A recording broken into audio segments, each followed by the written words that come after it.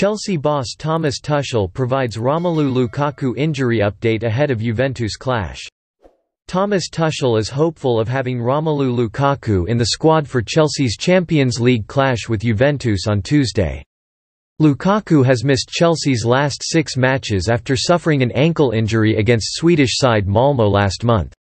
However, Tuchel has confirmed that the Belgium international could be involved against the Italian giants, with a place on the substitutes bench the most likely option. "He seemed okay in training yesterday, we will see about the reaction," Tuchel said in his pre-match press conference on Monday. "He has an appointment with the doctors and physios. Maybe we can bring 20 players to the squad. The last minutes would be the absolute maximum." Tuchel also confirmed that midfielder Jorginho will be involved against the Old Lady, despite being forced off with a suspected hamstring injury in the closing stages of their 3-0 win over Leicester City on Saturday. However, the former PSG boss revealed that Kai Havertz was a doubt for the game after picking up an injury of his own against the Foxes. "Jorginho is absolutely okay. Kai had a hamstring problem, so we took him off and we have some doubts with him. This is more or less the question mark," he added. Chelsea will be seeking to avenge their 1-0 defeat against Massimiliano Allegri's side in Turin last month, with a Federico Chiesa goal a minute into the second half enough to separate the two teams. A win would move Chelsea back level with Juve on 12 points at the top of the Group H table with 2 matches still to play. Trevoh Chalobah on Thiago Silva and Antonio Rudiger influence to his development at Chelsea. "Thiago Silva was one of my idols growing up as a kid, and with how successful he's been," he said. "It's great sharing the pitch and training sessions with him. For me as a young player, he is someone I need to look at for where I want to be, and where I want to go to. Antonio Rudiger has been a very big mentor for me since I first came here. He took me in and helped me in training sessions. When I went out on loan, he told me what was needed. Now it's good to share the same pitch with him." Chalobah also credits his elder brother Nathaniel, who was on Chelsea's books between 2010 and 2017, with helping to shape his career. "If it wasn't for my brother, I wouldn't have started playing football," he said. "It's important I keep my consistency levels up. Every time I get the opportunity to play, I give my all and show the manager what I'm about." Chelsea have conceded a mere 8 goals in all competitions this season, making Chalobah's breakthrough all the more impressive. He has contributed to the tightest defence in the Premier League and Champions League, thriving despite competing for minutes with Silva, Rudiger, Malang Sarr and Andreas Christensen. "It starts in training," he said, when asked about Chelsea's rock-solid defensive record. "It's very competitive, even when we do small-sided training games. Nobody wants to lose, and nobody wants to concede a goal. The mentality we have within ourselves and what the manager demands from us is shown in the games. We aren't conceding, and if you don't concede, you win games. It's good at the moment." Billy Gilmour. Happy to be back playing for Norwich City. Billy Gilmour was happy to be brought back into the Norwich City lineup for their recent victory against Southampton. The Scottish international was handed a start by new manager Dean Smith for his first game in charge of the Canaries, which saw the club record consecutive victories. Norwich were able to lift themselves off the foot of the table with the win, and Gilmour was on hand to pick up an assist in his return to the starting 11. "Happy to be back playing," Gilmour said after the game. "It has been a while since I have put on a Norwich strip and played in front of the fans, but it was a great win. We took that on from the Brentford game and there was a real togetherness. It was my first win, so I was buzzing with that, and I am sure the fans were too." The on-loan Chelsea midfielder had only made 1 appearance for the club in Daniel Farke's final 6 games in charge, and he rewarded his new manager with a man-of-the-match performance upon his return. Shaun Wright-Phillips sends clear message to Chelsea loanees Conor Gallagher and Billy Gilmour over January return.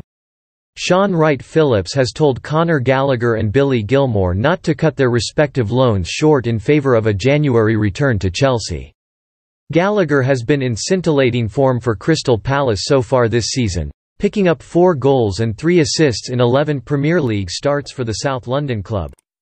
His form earned him his first call-up to Gareth Southgate's England squad for their 10-0 World Cup qualifying win over San Marino last week, a game which saw the youngster make his full international debut as a second-half substitute. Meanwhile, Gilmour has found game time a lot harder to come by at Norwich this term after struggling to get into the starting 11 under former manager Daniel Farke. However, the Scotland international was picked to start in new boss Dean Smith's first match in charge during the Canaries' crucial 2-1 win over Southampton on Saturday. Despite calls for Chelsea to recall the two youngsters in January, former Chelsea winger Wright-Phillips believes they are both better off staying at their respective loan clubs until the end of the season. "If I was either of those two players, especially playing the way that they are both playing, I think the best bet for them personally is to stay where they are," he told metro.co.uk. "Especially Conor, he's loved at Crystal Palace. Patrick Vieira plays him all the time, he's doing really well. He's getting assists and goals. Billy, since the sacking of the manager and Dean Smith's gone in. Apart from Scotland, Billy is playing outstanding well. He played magnificently for Norwich on Saturday. The way he plays for Scotland, he'll fit into a lot of Premier League teams' starting 11 every game and possibly some teams' first name on the team sheet. For me, while they're playing so well and gaining all this Premier League experience and learning, I think they should just stay there and get on with it." Roman Abramovich, in love with the details at Chelsea, Thomas Tuchel reveals. Thomas Tuchel has revealed Roman Abramovich's deep influence at Chelsea as an owner in love with the details. Blues owner Abramovich was in London at the weekend to host Israeli President Isaac Herzog at Stamford Bridge on Sunday. The Chelsea chief could even take in Tuesday's Champions League clash against Juventus in West London, leaving manager Tuchel offering fresh insight into the Russian-Israeli businessman's genuine depth of feeling for his club. "First of all, I have to say that I don't know if he's in London at the moment or if he will be in London tomorrow," said Tuchel. "So that maybe answers the question if I've met him. No. Is he a special owner? I think, first and most importantly, he's a football fan, a huge football fan. He is in love with the game, he's in love with the details, he wants to know everything about what's going on here in Cobham. This is the most important and this makes things very special.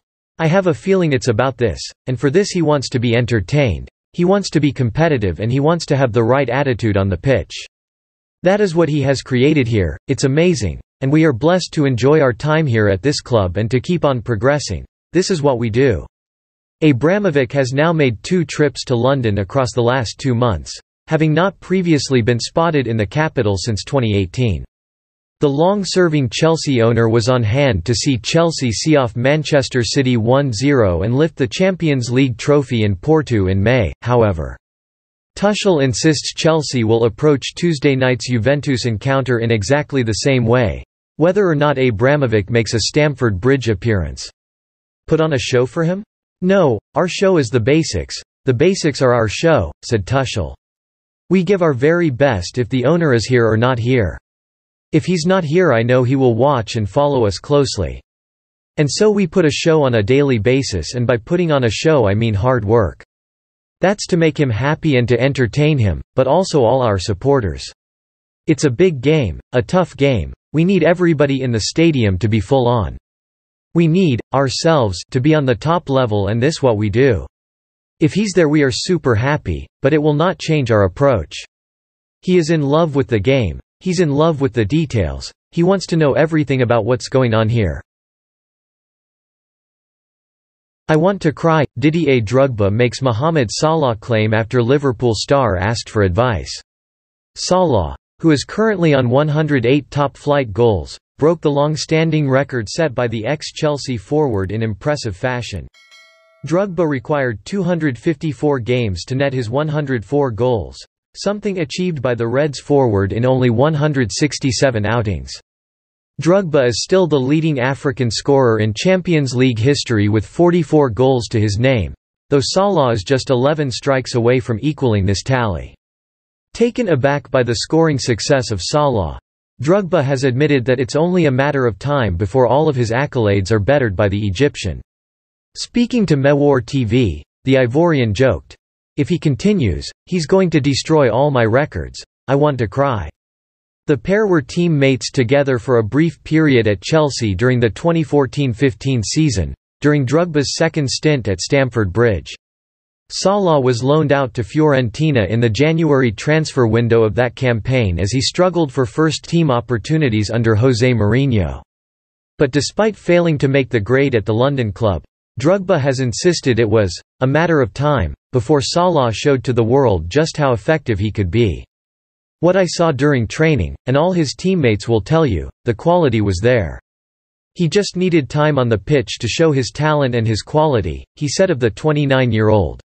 "When you look at the squad we had at the time, it was not easy to play. But what really got me attached to Mo is that he's a really nice guy and really polite even when he was not playing.